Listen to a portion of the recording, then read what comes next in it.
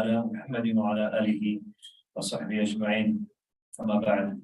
Respected brothers and sisters, we are honored today to have with us Sheikh Bilal. Alhamdulillah, we had Sheikh with us last Friday, and within a week we get to see him again. So Alhamdulillah, it's a great feeling to have you back, Sheikh, amongst us.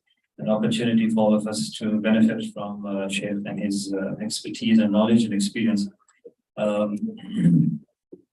brief introduction.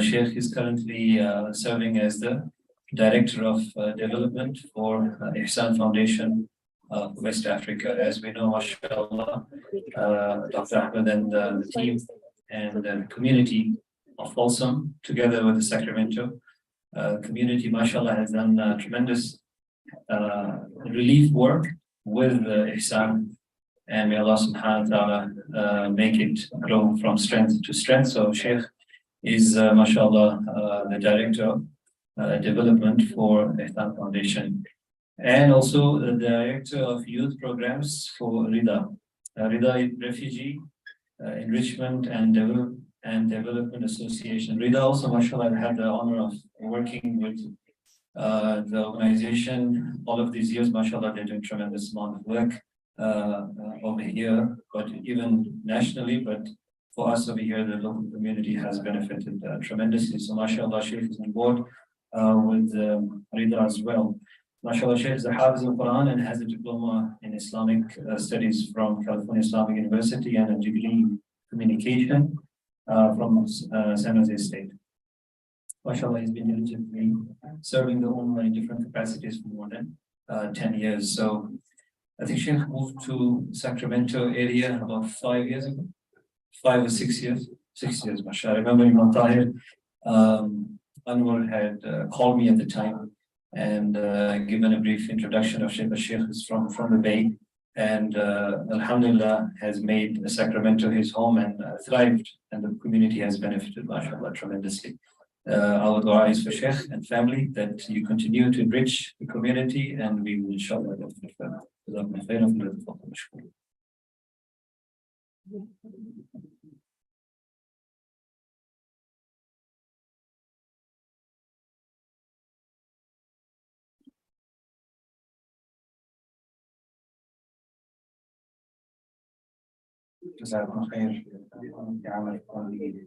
introduction. We ask Allah to accept all of your efforts as an individual. May Allah bless you and your family always. And Mufti Ahmed, his father, may Allah have served diligently as Imam in Milpitas, so he also has some roots in the Bay Area, so we can claim him as well. MashaAllah, we ask Allah to accept all of his efforts as an individual, efforts from his entire family, and any efforts that come from those of you in this community. May Allah bless you, and may Allah accept everything that you try to do for his sake. Ameen Rabbil Alameen. I want to start off. Bismillah ar-Rahman ar-Rahim. Alhamdulillahi Rabbil Alameen. Wa salatu wa salamu ala Rasulullah wa ala alihi wa sahbihi ajma'in. I want to start off by thanking the Muslim community of Folsom for allowing us to come on behalf of the Ihsan Foundation for West Africa last Friday for Jum'ah, and then again today for the family night. So the driving was spaced out over 2 Fridays, which actually worked out perfectly, alhamdulillah. I want to give a quick update. I asked Dr. Bengura yesterday, Dr. Ahmed Bengura, the founder of Ihsan Foundation, going back to 1996. I asked him yesterday if he had any final updates regarding the numbers from how much was given last Friday at Jum'ah. We had a table set up, and mashallah, a number of people stopped by and gave generously. He mentioned that since Ihsan has been founded, going back to 1996, he said last Friday in this community was the most generous that he has ever seen any community be in connection with Jum'ah fundraising without any active fundraising. So there was no hand raising, there was no who wants to give X amount, Y amount, Z amount. So he was very, very impressed by that. He was very thankful for that. And he said that the amount between credit card donations and cash and check and all of that combined came out to 15,000. MashaAllah, tabarakallah. So may Allah bless your community. May Allah bless the generosity that is within this community. May Allah give all of you so much more than you have ever given. May Allah open abundant doors for you, for your children and their children until the end of time. And may Allah help all of you, all of us, to remain on the straight path as best we can. Ameen Rabbil Alameen.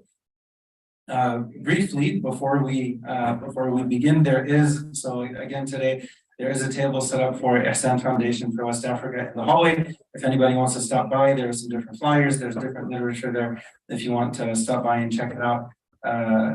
The amount that was given last week, may Allah accept it, was towards orphan support. That was enough to completely cover all of the expenses for 25 orphans for an entire year. So that's actually a major accomplishment. MashaAllah, tabarakallah. If anybody wants to give more, if anybody wants to, double down and double the ajr and the barakah, feel free to see me afterwards. We'd be more than happy to make that happen. Most importantly, may Allah accept any good we try to do for His sake. رَبَّنَا تَقَبَّلْ مِنَّا إِنَّكَ أَنْتَ السَّمِيعُ الْعَلِيمُ وَتُبْ عَلَيْنَا إِنَّكَ أَنْتَ التَّوَّابُ الرَّحِيمُ. And we ask Allah to overlook any of our shortcomings. Ameen Rabbil Alameen. And if anyone has any questions afterwards, feel free to see me after the talk, inshallah. The topic for tonight is stories from the life of the beloved, sallallahu alaihi wasallam. And the reason why I wanted to touch upon this topic is because Sirah, the biography, the life of the Prophet ﷺ, is a topic that's always relatable for all of us. It's always relevant for all of us. There's always something that we can walk away with from any reminder in connection with the life of Al-Habib sallallahu alaihi wasallam. The key to have that fruitful experience is for us to have open minds and open hearts. They may go to a khutbah, they may go to a masjid, a lecture, a reminder, a conference, and if they think to themselves, I already know this, I've heard this before, what's the big deal? I already have the information. That's not necessarily the point. The point is for the mind and the heart to have a type of osmosis, for there to be a connection and a fusion between the two. There's the information, yes, but it's supposed to penetrate and permeate. It's supposed to affect the heart, and then that's supposed to then affect everything else. The Prophet taught us, at-taqwa hahuna, that taqwa is here, and he pointed to his chest, to his heart 3 times, sallallahu alaihi wasallam.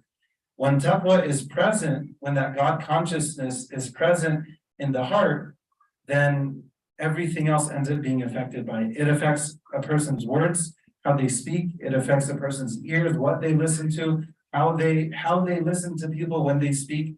Their eyes, how do they use them? How do they look at other people, right? How do they look at other people who may have less dunya than them, who may have a lower, quote unquote, socioeconomic status than them? How do they look at them with their eyes, right? So it's supposed to affect everything else. It's supposed to affect where do you make your money and how do you spend it. It's supposed to affect how do you spend your time. It's supposed to impact your relationship with the masjid. How do you treat ulama? How do you treat scholars, right? The Prophet, he taught us that scholars are the inheritors of the Prophet and ulama warathatul anbiya, that the scholars, they're the inheritors of the prophets. So if that penetrates a person's heart, then the way they're going to see their local imam, their local scholar, a scholar visiting from far away, whatever the case may be, there's going to be a sense of love and appreciation because of what the Prophet taught us, alayhi salatu wasalam. The intention, so just to remind us, let's kind of recenter ourselves. The intention whenever it comes to anything in connection with our deen, especially in connection with the life of the Prophet ﷺ, the intention should always be, and it has to be, how can I benefit from this? How can I benefit from this? What can I take away from this reminder? Even if a person may have heard the story of Badr before, the Battle of Badr, and if they hear it again, what is Allah telling me? Is there something contained within this story that Allah wants me to walk away with from this? Now specifically, someone may be casually thinking about an ayah, and then they listen to a reminder, a lecture, they attend a khutbah, and that unique ayah, that specific ayah, is part of that reminder, that should affect them. That should have an impact on their heart, and they should think to themselves, okay, is Allah telling me something? Is Allah showing me something? And this is something that can only really be experienced in real time. سَنُرِيهِمْ آيَاتِنَا فِي الْآفَاقِ وَفِي أَنفُسِهِمْ. Allah is going to show us different signs externally and then also internally. So we ask Allah to open our eyes and to open our hearts to these signs and to help us to benefit from them. Ameen Rabbil Alameen. In connection with the life of the Prophet ﷺ, I want to go through a few different points in his life and to highlight a couple of things in connection with that. And we hope and we pray that we can all benefit from this reminder, for myself first and foremost. Ameen Rabbil Alameen. When you look at when the Prophet himself was born, ﷺ, you find immense barakah, immense blessing from the time that he was born. You can look into it further as it relates to when his mother was pregnant with him and the delivery. I'm going to move just past that when Halima Sa'diyya, when she takes guardianship over him. That's the story that I want to start with. And that story in and of itself, it really, really shows us what can happen for you and I when we welcome the Prophet into our hearts, when we welcome him into our lives. It's not, so we should look at it in a way where, with lenses, how can I benefit here and now from that story? It may have happened 1400 years ago, well over 1,000 years ago, but how can I benefit from it here and now?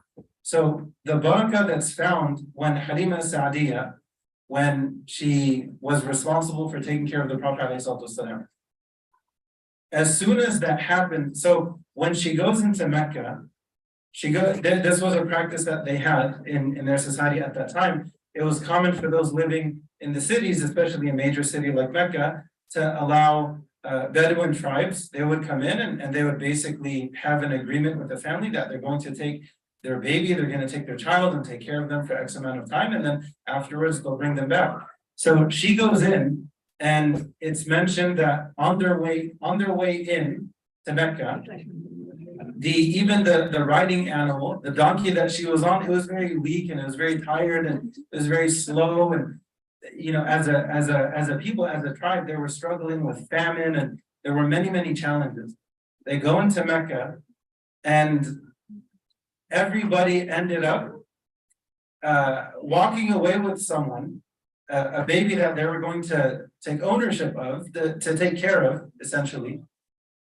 But people, they kept on bypassing Muhammad sallallahu alaihi wasallam, because in their minds there's so much benefit, there's so much protein contained within even just this story. We'll get to other stories, but just look at this story with these lenses.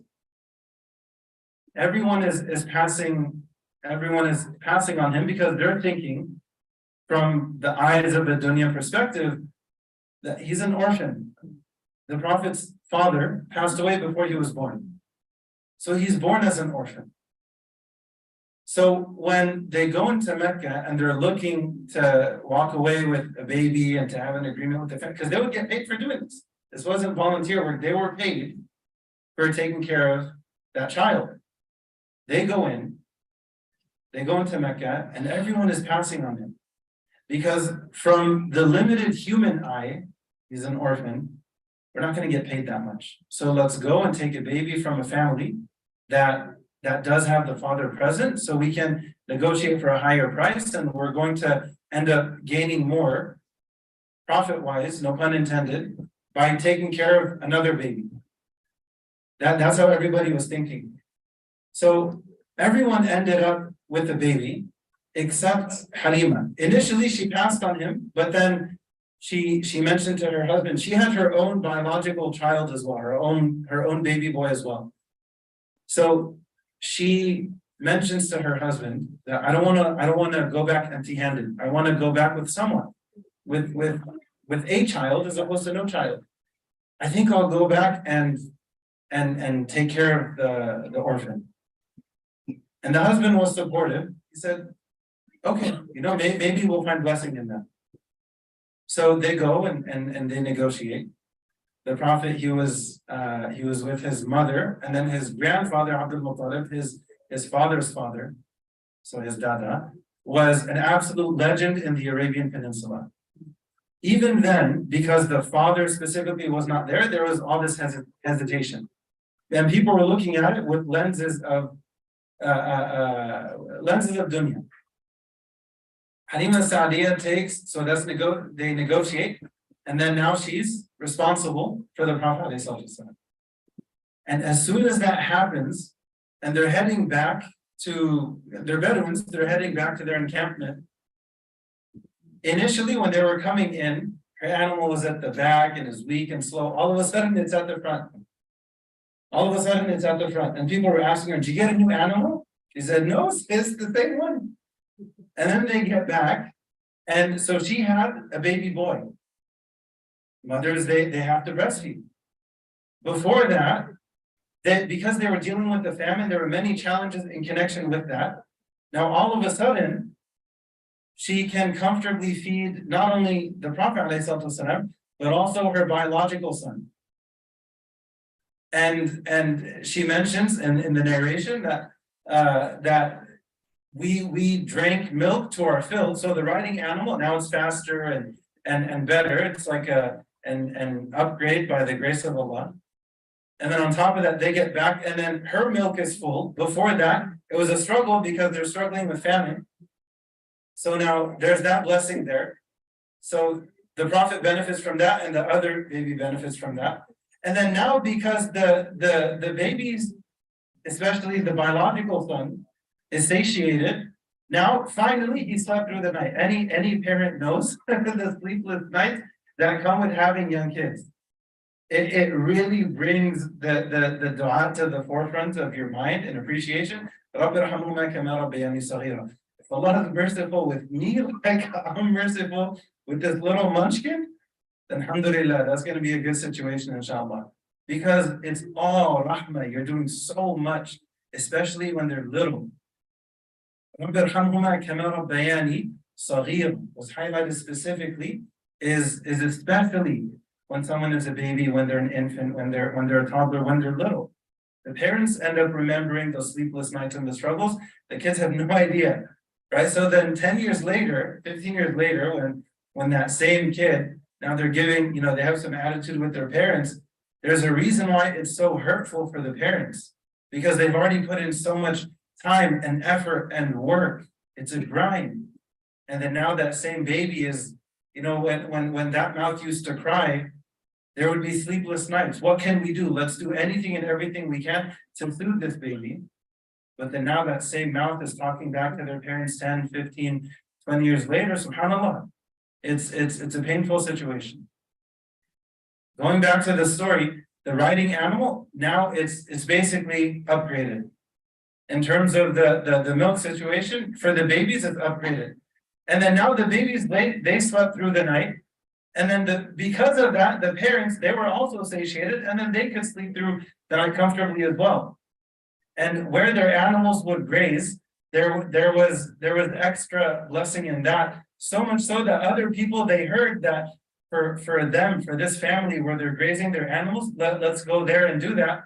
But they didn't find the same blessing. What's the lesson that I can take away from this here and now? I should reflect on this, that if I allow Nabi alayhi salatu wasalam to enter my heart, then I should also hope for blessings. If I may not have the ability to take care of him physically when he was a baby at that specific point in time, like she did, and her husband, but figuratively in my heart, in my life, by welcoming the Prophet into my heart, alayhi salatu wasalam, then naturally I should hope for barakah in different ways, similar perhaps to what Halima Sa'diyah experienced. We should also think as parents, as it relates to our kids, unfortunately this happens a lot of the time, where if there are some youth who, let's say they're finishing out high school, and they tell their parents that, I have this sincere passion, and they're serious about it. I want to study deen. I want to study the life of the Prophet more. I want to really dive into that further. I want to study Quran. I want to study the qira'at, the different canonical recitations. A lot of the time, a lot of parents, they do the same thing that happened to the Prophet when he's a baby. Many people pass. Where's the money? Right? Pass. But then look at what ended up happening for Halima, radiallahu anha, because later she would embrace Islam, when she welcomed the Prophet into her life. So much so that when the allotted time, the contract basically, when that time was running out, and she took the Prophet back to his mother Amina, the negotiation was, we want to keep him more. We want to keep him longer. We're not satisfied with the amount of time that we had. We want more. Because they recognized fully and thoroughly that there's something special about this child. There's something unique that we have witnessed from the moment that we became responsible for him. We have benefited tremendously. Forget the money that was going to be paid. In every other way, in addition to whatever that payment may have been, we have seen blessing upon blessing that was good for the mother, Halima, the father, and then also their son, and then also the Prophet ﷺ. There are guaranteed to be hidden blessings if we, in our hearts and our lives, if we welcome Nabi ﷺ into our lives, into our hearts. And if we truly have that love, if someone's child comes to them, especially in an age of neo-atheism, there are many struggles that our youth are facing left and right. There are so many youth leaving Islam left and right. Constantly. It's like the dam has burst, and there's so many leaving and turning away. We should still have hope, because the sweetness of the deen of Islam, it speaks for itself. We ask Allah to bring them back to this deen in the most beautiful of ways. Ameen Rabbil Alameen. In an age where there are so many people turning away further and further from Islam completely, entirely, wholeheartedly, if your child, if your teenager comes to you and says, I actually want to come closer to Allah as opposed to further, alhamdulillah, please support them and encourage them. You don't want to force it, because if they don't really have that passion, then it may not go that far. But if they come to you and they say, this is something that I'm interested in, sincerely, this is something that I want to pursue, then reflect on the story, chew on it, think about it, that maybe this is going to be the blessing by supporting them in doing that. Like Abdullah ibn Mubarak, a great early scholar, his father was very wealthy. He was a very wealthy businessman, multi-millionaire. He sponsored and supported his son to study deen. And Abdullah ibn Mubarak, he became a great scholar in many of the Islamic sciences. So the point is, when we in our lives, we embrace the Prophet into our lives, then we end up benefiting tremendously. The next story that I want to get to, this book, by the way, is called Indelible Footprints. This is the main resource that I'm using for this talk. Actually, it happens to be authored by Dr. Ben Buddha as well. So he's into philanthropy, may Allah accept it. And he's also, now that he retired from being a professor at University of San Francisco a couple years ago, he's been focusing on a lot of different types of good. And one of them is writing books and producing literature. We ask Allah to accept it from him, and the next story has to do with the Prophet ﷺ, when the time comes for him to get married. The time comes for him to get married. When you look at this story, again, there are so many lessons and gems that are packed and contained within it. It's right there in the life of the Prophet ﷺ. Yet sometimes we find ourselves, ironically, as Muslims, going and doing the exact opposite thing, like as if we have no shame in our game. The Prophet taught us, to go straight. No. I want to go perpendicular to that. I want to go in a very different direction. That's up to the person. That's up to the person. But the reality is, we'll find more blessing, more benefit, more good, and more avoidance of harm by trying to follow his sunnah, by trying to follow in his footsteps, alayhi salatu wasalam. When it came time for the Prophet to get married, so initially, to preface it, Sayyidah Khadija radiallahu anha, she had already been married twice before. She already had children before. She was a wealthy businesswoman in Mecca.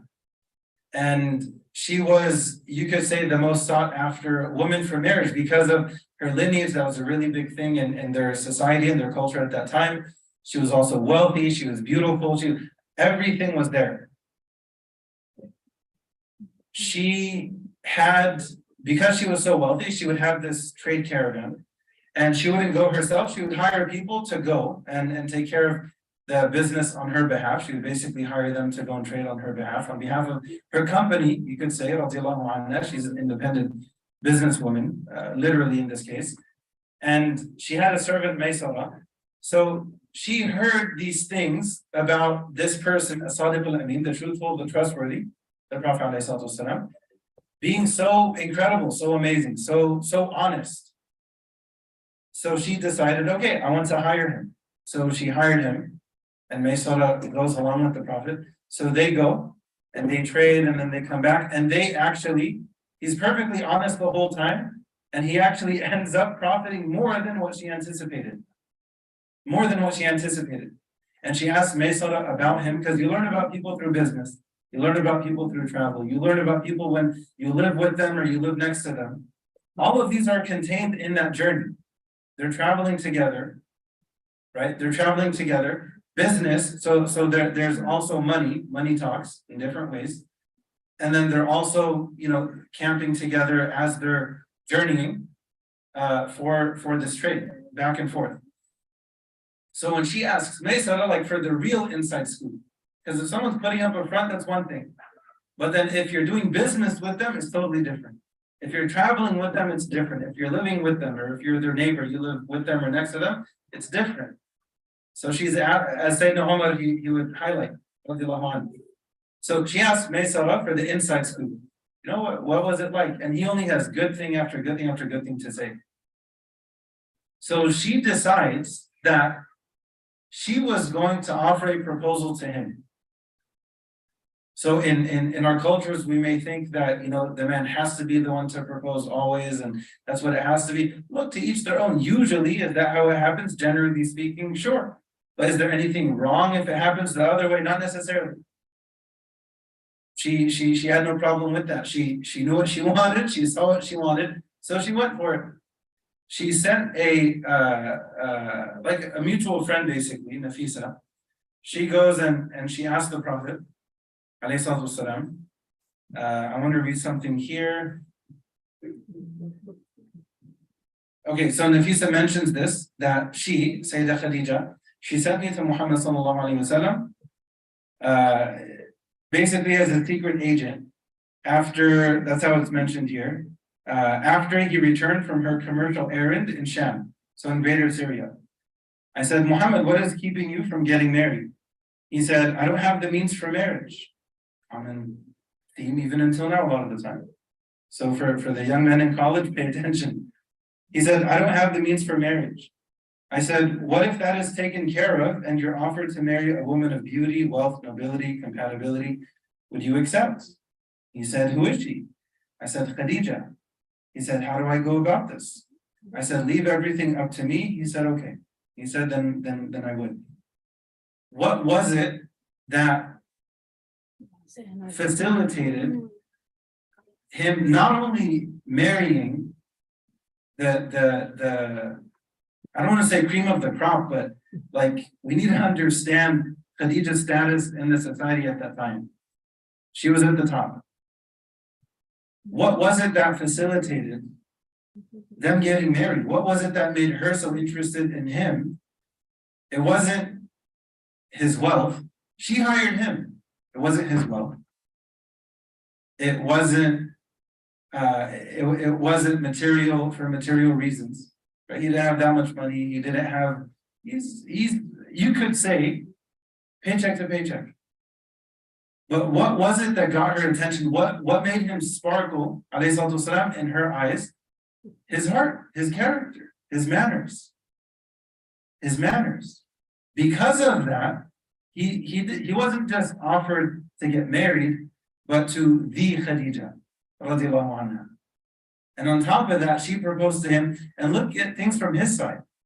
He wasn't concerned with, okay, she was married twice before. He wasn't concerned with that. Nowadays, the reason why there's such a big marriage crisis in the Muslim community, because we make it difficult upon ourselves.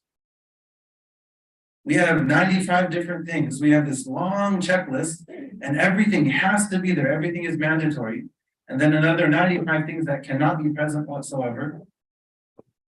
And then all of a sudden, we have this marriage crisis. Why is it so difficult for Muslims to get married? Well, we have to look internally first. We find this concept over and over in the Quran and Sunnah to look inside first. Let me look within myself first. Is there something that I can adjust? Is there something that I can do? Is there something that I can move around? Before I look outside, let me look inside. Let me look internally within myself before I look at anyone else or before I look at anything else. Was he concerned with the fact that she was married not once but twice before? He wasn't concerned. Was he concerned that she had children before? He wasn't concerned. Was he concerned that she was older than him? It's commonly reported that she was 40, but we have another report that she was 28. So if he was 25 and she was 28, Allah knows. They ended up having 6 kids. It's another topic for another day. But the point is, regardless of the number, she was older than him. Whether it was a little bit or a lot. Even if you go with 28, she's still older than him. Look, to each their own. If they know that, for what I'm looking for, okay, not 95, but for these 5 things, then this matters, that matters, that matters. To each their own. But we also need to keep in mind in the back of our minds, how important are those things really? Because if so many things boil down to, what are people going to say? What are people going to say? What are people going to say? Let's throw a $150,000 wedding, even though the Nabi taught us to have a simple wedding. Within your means, have something simple. The statistical analysis, even from non-Muslim sources, the data, the quantitative, unbiased data shows the more simple the wedding, the longer lasting the marriage. So the Prophet did his part, he taught us, but then it's up to us, what are we going to do? How are we going to respond? He did his part, are we going to meet him halfway, and do our part? We can see within this example, if we, Allah mentions in the Quran that in Surah Araf, one of the reasons why the Prophet was sent to break these shackles that people had that people had before him. We need to think about that, not just literally, that you have the virtues of freeing slaves, so on and so forth, back in the day, but especially socially. We have these shackles around us. We have to do things in this way specifically. But then, if Nabi taught us differently, then it should be food for thought. We should at least reflect upon it and think about it before insisting that it has to be this way or that way. And look at how easy it is. Look at how practical the Sunnah of the Prophet is. So already from Halima Sa'diyah taking guardianship of him, right, being responsible for him, there are many blessings that we can benefit from here and now from that. From the Prophet getting married, there are many lessons that we can benefit from that here and now as well. I want to fast forward to when the Prophet he migrates. So we have when just after he was born, and then he gets married, and then when the Prophet ﷺ, not when he migrates, that's next, but when he receives revelation, when Jibreel alayhi salam, when he comes to the Prophet alayhi salam, the Prophet, he already had a practice where he would like to isolate, and he would go in a cave, Ghar Hira, and he would just he just needed time and space away from society. He just needed some alone time, alayhi salam, to reflect and to think. Jibreel comes to him, and it mentions Jibreel told him to read or recite. Iqra can mean both, with looking at something and reading, or reciting without looking at something. He tells him to recite. The Prophet says, I can't recite. And we know that this happens a couple times, and then revelation is given to the Prophet ﷺ, the first few ayat of Surah Iqra. What was the first thing that he did? The first thing he did when this epic moment happens in human history, his immediate response was to go to who? Sayyidah Khadija, radiallahu anha. That was his first response. He went to her for support. And her legacy is preserved. Every time we read, we recite, Ya ayyuhal muzammil, Ya ayyuhal muddathir, these ayat that describe the Prophet as being covered up. Who's the one who covered him? And then Allah addresses him, oh, you who is covered up, oh, you who is wrapped up. Who's the one who covered him up in the first place? Sayyidah Khadija. From the beginning, he receives Iqra, and then after that, you have the beginning of Muddathir and then the beginning of Muzammil. She's the one who covered him up. So he goes to her, and this should make us reflect, okay, what can I do as a spouse? What can I do at home so I can try to cultivate, so I can contribute to a healthy environment being created? What can I do? Is there something that I can adjust? Is there something that I can perhaps fine-tune in connection with this? He wouldn't have gone home if he didn't feel like he was going to get the support that he needed. So he goes home and he mentions to Sayyidah Khadija what happened, and he mentioned that he was afraid. He was afraid for his life.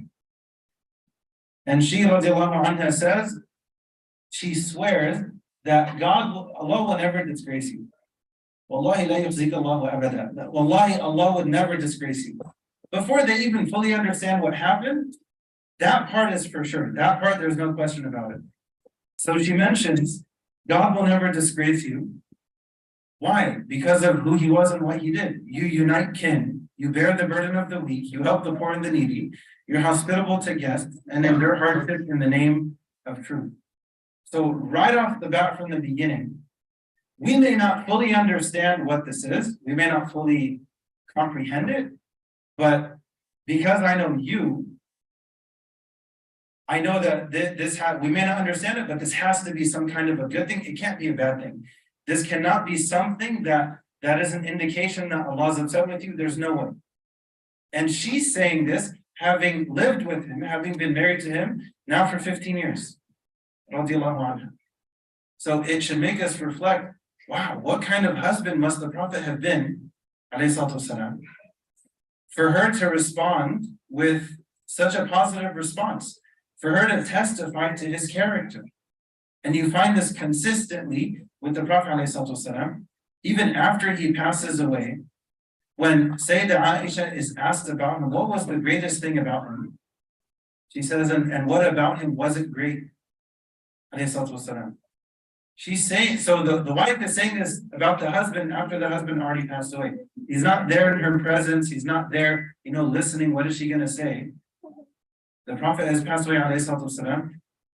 When she's asked this, and what about him isn't great? His character was the Quran. He was like a Quran that would walk on the face of the earth. So she's praising him, praising him, praising him. So it should cause us to take a step back and reflect. Practically, okay, how are things going at home? The reality is there are ups and downs. There are ups and downs for everyone. In every marriage, in every family. When you go through the Quran from beginning to end, within that, you come across a number of challenging situations at home. Going back to the first family, you have Prophet Adam a.s., one son kills the other. It's challenging at home. You find Prophet Nuh, his wife turns away. One of his sons turns away. Challenging situation at home. You know, Prophet Ibrahim, his father threatens to kill him because he's inviting him to La ilaha illallah. It's in Surah Maryam. So he's trying to, with this incredible, Prophet Ibrahim was a genius tactician. Like he would try through this way and that way. And look at what he mentions in Surah Maryam. Ya abati, ya abati, ya abati, and the different points that he makes. And then it gets to the point where his father tells him, if you don't stop, then I'm going to kill you. A difficult situation at home.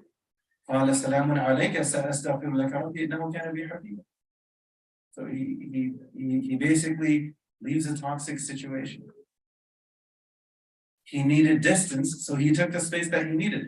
A difficult situation at home. The Prophet himself, ﷺ, people may not know this within the Muslim community, the Prophet ﷺ himself did get divorced. He did divorce Sayyidah Hafsa, radiallahu anha. And then they reconciled and they, things worked out. But the point is, there were these very, very, very, not only human things, but these are some extremely difficult challenges. So there are going to be ups and downs at home, but the reflection should be, okay, how can I practically benefit from this here and now? What is something that I can take from the example of the Prophet ﷺ as a husband? How can I take something small from that and then try to live it at home? What can I do to try to, and then you connect this with how, because the Prophet was consistent through and through. So later, when the Prophet is described ﷺ, by his wives within the home, he would do his own chores, right? He would patch up his own clothes, he would patch up his own shoes. He was just very easygoing. He not only did his own chores, but he would also help with other people's chores after that was done. When Sayyidah Aisha was asked to describe him, she said that he was constantly serving his family. And then when the adhan would be called, he'd go out for prayer. This is who our Prophet was, alayhi salatu wasalam. So if we can benefit from this and take something from this and say, okay, so that must have, if the Prophet's doing that in his 40s, in his 50s, in his early 60s, alayhi salatu wasalam, guaranteed he's going to be doing it in his 20s and 30s. One of his signatures is that he's consistent, alayhi salatu wasalam. So that must have been something, what he would contribute to the home life, that must have tied in, that must be tethered with the response that he got from Sayyidah Khadija radiallahu anha. So again, when we look at the seerah with lenses of intentionality and practicality, okay, there's this story, how can I benefit from it? What's something that I can pluck from it? How can I pluck fruit from that tree so I can taste it and I can share it with my family so they can taste it as well? And this goes both ways. The Prophet was amazing towards Khadija, she was amazing towards him. Naturally, within any relation, you find this later on in the Medini period, and the Prophet, he's going through a hard time. It's in Surah Ahzab with his wives, and that's his own story. But there were ups and downs. But how did he navigate them? How did he traverse those difficult paths? How did he have those difficult conversations? How did the Prophet was such a quick story before we get back to this. The Prophet was such an amazing husband, والسلام, that this is in the Medini period, when Aisha and Hafsa mentioned to him that because he would go to Zainab bin Jahsh, and she was a bit wealthier, and honey was much more expensive then. Now you can go to the store and you pick it up, it's not that big of a deal, but it was really this expensive delicacy in their culture, in their society at that time. So Sayyidah Zainab, one of the wives of the Prophet, she could afford it. This really special delicacy, and the Prophet loved it. So Aisha and Hafsa, they couldn't quite afford it, radiallahu anhum. They couldn't quite afford it, so they said, okay, let's do this. This is a very human side. They said, let's do this. After the Prophet goes to Zainab's house, when he comes and he sees us afterwards, then we're going to tell him that, something smells funny on your breath. So the Prophet, he goes and he visits Sayyidah Zainab, and there's honey, and because he would appreciate it, he would enjoy it consistently. So afterwards he goes to see Sayyidah Aisha, and immediately she remarks that, there's some foul smell coming from your breath. So he was confused by this, and so he became a little bit concerned. And then right after that, he goes to see Sayyidah Hafsa. She says the same thing. So he became concerned. Maybe the honey is making my breath smell bad. The Prophet is such an amazing husband. His reaction was he made honey haram on himself because he didn't want his breath to offend his wives. This is his way of thinking. But then Allah corrects this situation. Ya ayyuhan nabi, lima tuharrimu ma ahallallahu lak. O Prophet, why are you making forbidden what Allah has made permissible for you? And then there's that whole story. But what was the way the Prophet was thinking? Maybe there's something I can change. Maybe there's something that I can adjust to essentially improve things, to contribute towards things getting better in the home life. That was his mentality. alayhi salatu wasalam. Now we're going to fast forward to when the Prophet arrives in Medina. We'll mention this, and then we'll mention when he passes away, alayhi salatu wasalam. When the Prophet arrived in Medina, and I want us to think about who he was and what do we feel, what comes to our minds, what comes up in our hearts when we hear sallallahu alaihi wasallam, when we're reminded of the Prophet sallallahu alaihi wasallam. How much does that mean to us? It doesn't mean that we're gonna break down and weep every time we hear the Prophet alaihi wasallam. That would be an unrealistic expectation. But internally in the heart, is there some kind of effect, even if it's something small? How connected do we feel to saying sallallahu alaihi wasallam, to sending salawat upon the Prophet? This is a very rich practice in our tradition, in our history. Especially if someone, and this applies now, just like you did back then, especially if someone is going through a difficult time, especially if it's a difficult time at home. Arguably, the best dhikr is salawat upon the Prophet specifically. Specifically. إنما يريد الله ليذهب عنكم الرجس أهل البيت ويطهركم تطهيرا. Sending salawat upon the Prophet over and over and over and over. Sometimes, it's okay to put the phone down even 10 minutes before going to sleep. I know there's a whole pbuh, and it should be longer before that, but realistically speaking, it doesn't always happen. It is what it is. Maybe we can put our phones down, and instead of, what's it called? Doom scrolling, where you're just scrolling and scrolling and just news feed. Think about that news feed. So what are we feeding ourselves with? Because that does affect our minds and our hearts.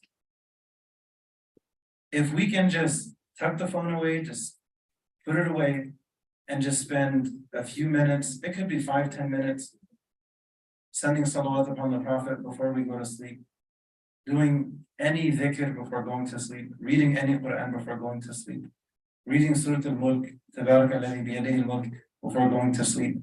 Maybe waqi'ah. Maybe we heard the end of Surah Al-Baqarah. The virtues of the end of Surah Al-Baqarah is incredible.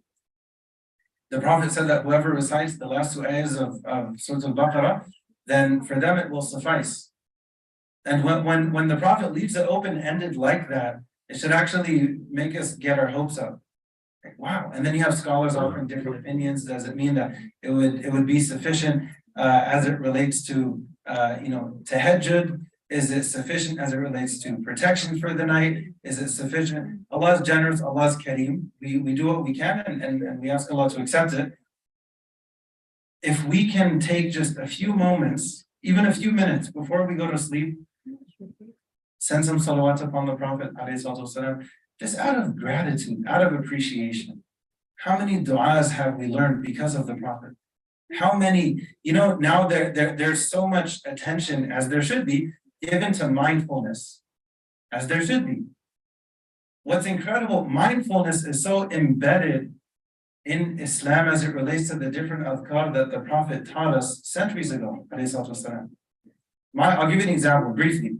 Mindfulness is when you're putting on your shoes and you're mindful, I'm going to put on my right shoe before my left shoe. That tiny micro exercise is actually good for your brain. It's good for your mind. It's good for the person. Before a person enters the restroom, they enter with their left foot and then they exit with their right foot. The masjid is the opposite. You enter with your right foot, you leave with your left foot. When you get in the car, subhanallah, sakhara lana hada. Before you eat, you say this. After you eat, you say that. In the morning, you say these adhkar. In the evening, these adhkar. We benefit so much more than we realize in reality from these different things that the Prophet taught us. So just a reminder, let's just try to be a little bit mindful. And inshallah we are, but hopefully we can continue when it comes to sending salawat upon the Prophet especially morning, even a little bit, and in the evening, especially a little bit, particularly before we go to sleep. When the Prophet arrives, we'll be done soon. When the Prophet arrives in Medina, so we're going chronologically. When the Prophet arrives in Medina, at this point he's 53. So he receives revelation in Mecca when he's 40. Migration is when he's 53 because they were in Mecca for 13 years. So he arrives in Medina And Anas ibn Malik, he, subhanAllah, he's the one who mentions this. What the scene was like when the Prophet arrives in Medina. He arrives with Abu Bakr, and people were asking, which one is he? People were getting, and the narration mentions even the old women were getting on their roofs, right? Getting on the roof of their house, and they're asking those around them, which one is he? Because they didn't know which one was the Prophet, which one was Abu Bakr, radiallahu anhu. So there's this excitement in the city. And Sayyidina Anas ibn Malik, he mentions that I never saw a brighter day in Medina than the day that he arrived. Look at the impact. Someone from perhaps a different background, they may think this is one person. Really? Yeah. When you learn about him, the more you learn about the Prophet, then the more you love him. And it happens naturally. You look at so many different stories and you think to yourself, how did he do that? How in the world did he not have the people of Taif completely crushed after they stoned him and chased him out of the city? How is he concerned about their kids? And then later on, they become Muslim, and their kids as well. And until now, you can look this up, until now, the best roses in the world come from Taif. The most roses, the best and the most roses in the world come from Taif. SubhanAllah, this is our Prophet ﷺ. How is it that when at the time of the conquest of Mecca, someone in his army, one of his generals mentioned, today is going to be a day of slaughter. Today is going to be a day of malhama. He has this mindset of revenge. And the Prophet ﷺ, he says, no, today is a day of marhama. No, today's a day of mercy. It makes you pause, it makes you freeze and take a step back and you wonder, how? How? And it forces you to say, Sallallahu Alaihi Wasallam, I tip my cap to you. It makes you love him more, it makes you appreciate him more. How is it when the Prophet, after the Battle of Badr, when he tells, this is the first battle, right? This is the first battle between the Muslims and Quraysh, and they have prisoners of war. How is it afterward? Think of everything he went through, 13 years in Mecca. You have Bilal and the trials and tribulations that he went through. You have Abdullah bin Mas'ud getting jumped because he goes and he starts reciting Surah Al-Rahman publicly in front of the Kaaba, putting his life at risk, just for reciting some Quran. And ironically, Surah Al-Rahman, like they didn't get the hint. They go and they beat him up and he almost dies. People attempting to kill the Prophet just because he says, La ilaha illallah. Abu Bakr mentions the same thing that Mu'min, the believer from the people of Fir'aun, said regarding Musa, are you going to kill someone just because he says, my Lord is Allah? And then you find after the Battle of Badr, the Prophet ﷺ, he tells the Muslims, they have prisoners of war. He tells the Muslims not only to feed them, but give them the better food.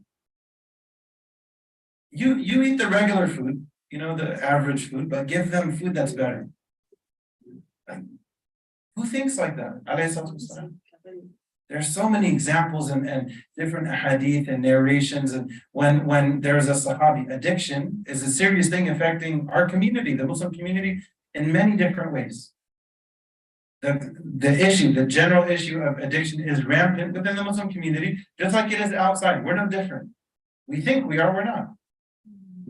We're human. Those challenges that are out there, the same challenges are in here, meaning within the Ummah of the Prophet. There was a Sahabi, a companion of the Prophet ﷺ, struggling with alcohol addiction, even after it's made illegal, basically. It's made haram, it's made illegal. Addiction is tough.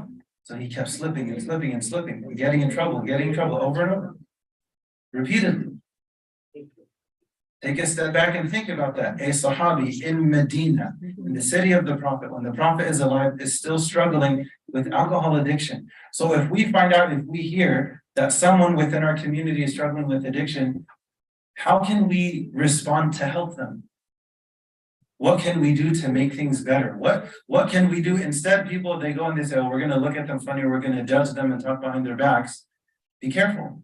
Because if they've done tawbah for that sin, and they're doing tawbah repeatedly for that sin, and you're judging them for it, Allah will take it from them and give it to you. You'll be tested with that same trial if you don't look at these people with humility. But oftentimes we don't do that as Muslims, and then what goes around comes around, for better or for worse. So this Sahabi, he's struggling with alcohol addiction, radiallahu anhu. He's struggling. He's a human being. So he gets caught up again. And there was a companion who was there who said like some very harsh words towards him because he got caught again. So this companion cursed him. And the Prophet was there. Interestingly enough, ironically enough, the Prophet responds, alayhi salatu wasalam, defending the alcoholic. Telling the other companion, don't assist shaitan against your brother when he's down, i.e., don't kick him when he's down. Rather, I know he loves Allah and His Messenger. Can you imagine the Prophet saying that about you?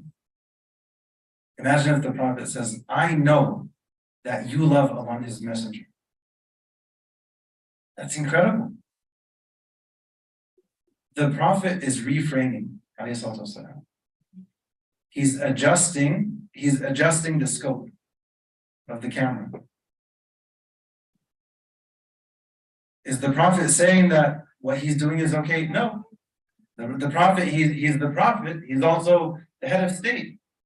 He's also the legislator for the law. So that wasn't compromised, but how he was seen with humility. There are struggles that are happening to you. So Anas ibn Malik, radiallahu anhu, he mentions that when the Prophet came to Medina, Medina saw no brighter day than the day that he came. And there was no darker day in Medina than the day that he passed away. When you look at the different things that happened within Medina, you have Badr, you have Uhud, you have the Battle of the Trench, you have Ahzab, you have Hudaybiyah, eventually you have the conquest of Mecca. The Prophet ﷺ, he had so much love for the Ansar. We need to understand and realize the reason why the Prophet went to Ta'if was because his wife Khadija had just passed away. But that's not the main reason why he went to Ta'if. The main reason why he went to Ta'if looking for another home for the Muslims is because his uncle Abu Talib passed away days. Khadija and Abu Talib passed away with days in between. So imagine within the span of a week, the Prophet loses his main supporter privately, Khadija, and his main supporter publicly, Abu Talib, especially in the political space. Now Abu Talib is gone. That's why he goes to Ta'if. He's trying to talk to different people from different tribes and communities if they can take him in, if they can take the Muslims in. Because now in Mecca is being run by Abu Jahl, Abu Lahab, so on and so forth. That's why he goes to Ta'if. And then that happens, where he's chased out and stoned and so on and so forth. He goes through so much in Medina. When you come across these different stories, of course, there are so many. I mean, tonight is just the tip of the iceberg. But my hope is that all of us, we can use this as like a springboard of some type of inspiration on our own time. Let's connect more with the seerah of the Prophet. If someone commutes, first of all, may Allah help you. Second of all, can I listen to some seerah, something from any of the many scholars out there? May Allah bless all of them. I just want to learn more about him. And if you finish one lecture series, can you start another? If you finish one book, can you start another? Right? Over and over and over. Because when you're spending time listening about the life of the Prophet, it's as if you're spending time with him. When you're reading about him, it's as if you're spending time with him. Through learning about him, naturally, that should catapult the love that we have for him to skyrocket exponentially. Naturally, when you learn more about him, you love him. So if I say that I love him, but I haven't learned that much about him, yes, the love can be there, but it's not deep yet. Yeah, but it can and it will get deep when that time is invested. We spend so much time, watching Netflix or listening to talk radio or this podcast or that one and all these different things. Okay, fine, they have their time and their place. Keep it within certain parameters and navigate as best you can. But out of love for the Prophet, not because I necessarily have to, but because I want to, can I listen to a little bit about them 5 minutes every day? Can I read one hadith from the Shama'il of the Prophet, one hadith every day? Something from Riyadh al-Salihin, anything, just to maintain that flow of being reminded of who he was, alayhi salatu wasalam. I want to fast forward to when the time comes when the Prophet passes away, and it ties in with the fact that we're here, we're in the masjid. I want to read this and we'll conclude and we can take any questions if anyone has any.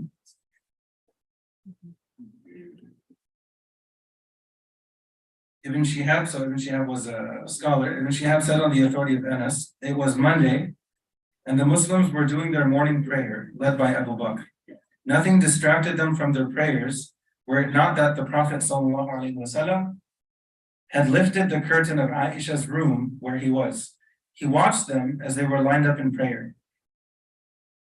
He smiled and then laughed softly. Abu Bakr stepped back to join the line, thinking that the Messenger of God wanted to join the prayer. Anas said the Muslims' prayerful concentration was put to a test because of their joy at seeing the Prophet ﷺ. So the Prophet signaled to them with his hand as if to say, "Go on and complete your prayer." Then he entered the room again and drew down the curtain. What was it that made the Prophet smile? He saw his community praying. He saw them praying. He saw them praying in the masjid. This was an indication to him that all the struggles, all the strife that he went through, okay, if this is the fruit from it, alhamdulillah. So the last image they had of him was him smiling, alayhi salatu wasalam. The last time they saw him before he passed away, alayhi salatu wasalam, he was smiling. And what was it that made him smile? When he saw his community praying. When it comes to communal prayer, it's not just about the 4 rak'ahs of Isha, may Allah accept them from everyone, or the 2 rak'ahs of Fajr, may Allah accept them from everyone. It's not just about the quantity of the number of rak'ahs and the prayer that has a time and its place. But what's the quality of the relationships of the people praying next to each other? Because if we don't know who we're praying next to, we can meet them, we can greet them, we can say salam to them, we can get to know them. What should happen is, as a person prays in a masjid, any masjid, the more they should learn about the people there, and the more they should learn about the people in need in that community, and they should take an active role in trying to help them. Now we see the vision of communal prayer. It's not just about prayer in jama'ah. Aqimu salah wa atu zakah. Establish prayer and give zakah. Allah connects the spiritual with the social. I.e., if you guys are praying together, you guys in general, if you're praying together, what should happen is, through getting to know each other socially, building those bonds socially, you start to learn different things about different people in good ways. You also learn, oh, this person is sick. Hey, let's go visit them. That person's in the hospital. Let's go see them. That person is sick. Let's make dua for them. There's this noble cause. Let's do something in connection with it. Prayer is supposed to lead to zakah. If we want to see how fruitful our prayer is as a community, the reflection is in how much do we know each other socially in general, and then how often do we take steps to help people within our community, or do we take steps with people in our community to help other people, maybe in a different community? It's not just about the prayer in a vacuum in and of itself. Sometimes we think of it in that way. It's about what it's supposed to lead to. It's about the before, during, and after the prayer. Not just during, also before, also after. The two, and you find example after example from the life of the Prophet ﷺ. When a poor man enters the masjid at the time of Jum'ah, the Prophet asks him to pray 2 rak'ahs. So he does. And everyone's eyes are on him. Jum'ah finishes. They have a quick fundraiser for him because he was so poor.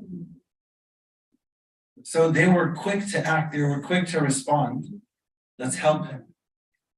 That's the fruit of prayer. That's the fruit of community, to actually be there for each other, especially in times of need.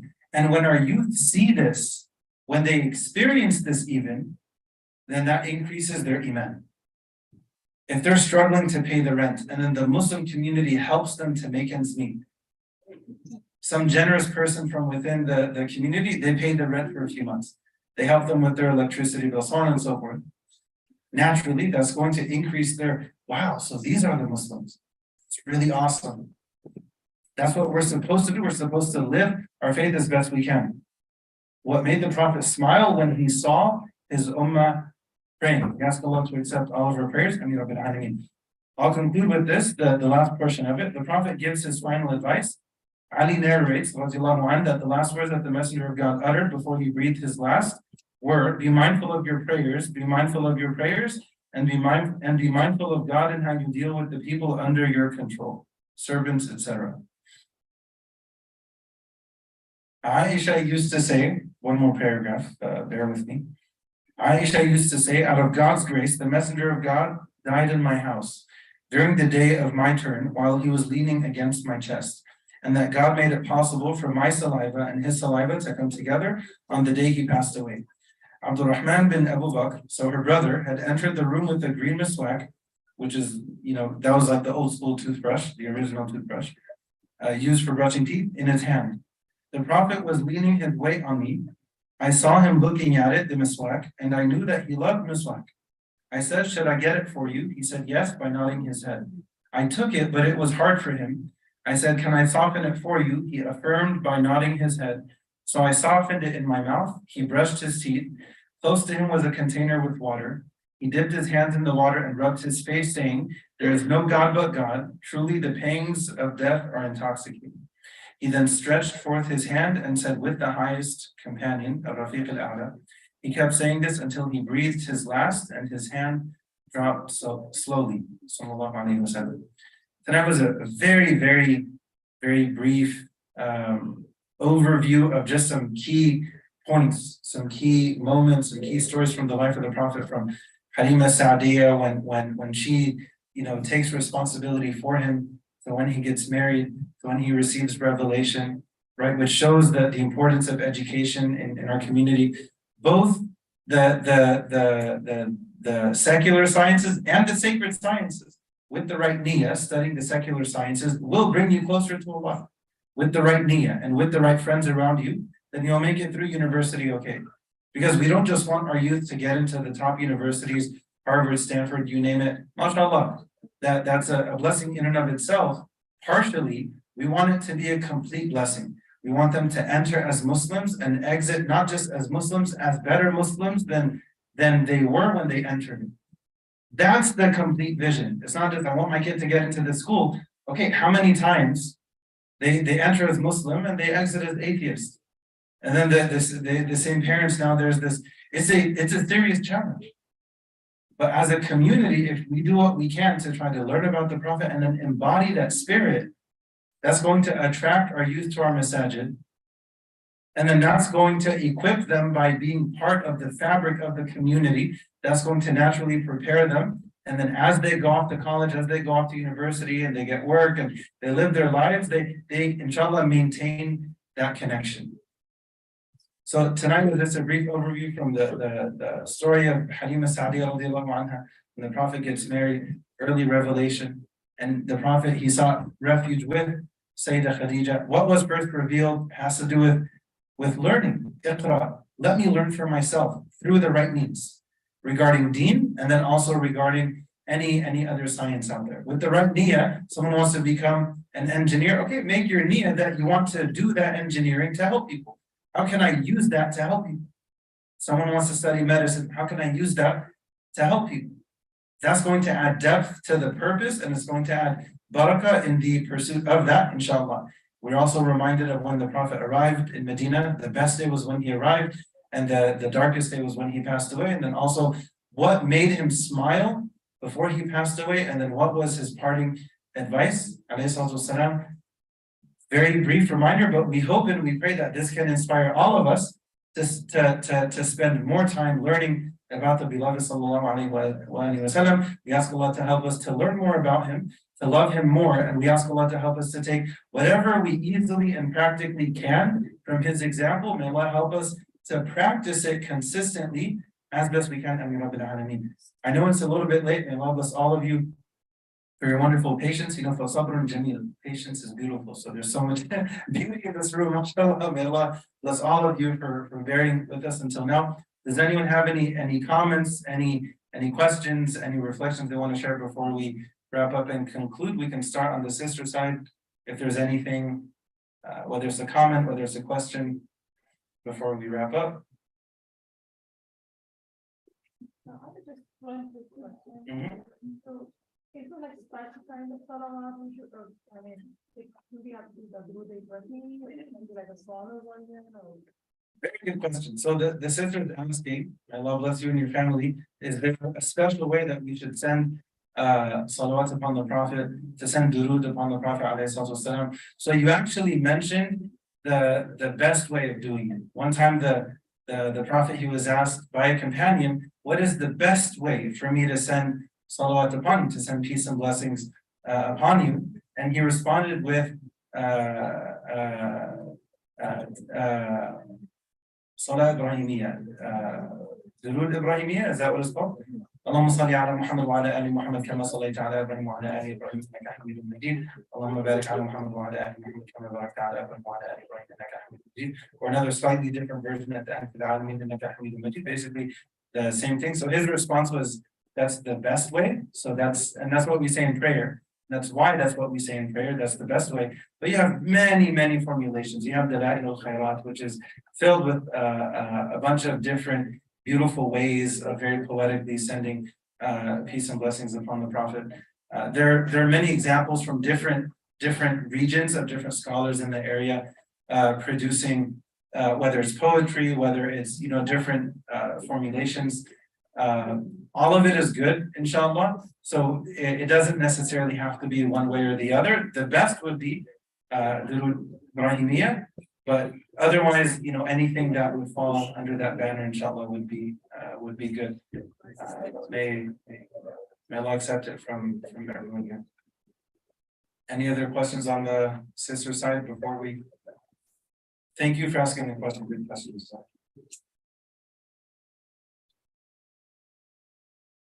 I've also been the teacher for many years, so I should just start calling them. A lot of brothers left. They got scared. Just kidding. Any other questions on the sister side before we switch over? The name of the book, good question. Indelible Footprints. I think it's for $10 on Amazon. Indelible Foot. I can show you afterwards if you want a closer look, if you want. It's very nice, actually. So this is the new expanded edition. I used the initial edition a couple years ago in a youth halaqah that I had at that time. One of the reasons why I used this book in that context at that time is because it's broken down into short stories. So it's very easy you cover a short story and then you talk about it. You cover a short story, you talk about it. And it's very easy to progress through it. Maybe somebody want to do one story a day. So it's broken up in a very practical way. So, Indelible Footprints by Ahmed Sheikh Ben Buran. Good question. Okay. Any other comments or questions on the sister side before we switch over? We can always come back to you. I'm just taking the offer first. Yeah. Okay. Anything on the brother side? Any questions? Any comments? Reflections? I'll start calling out again.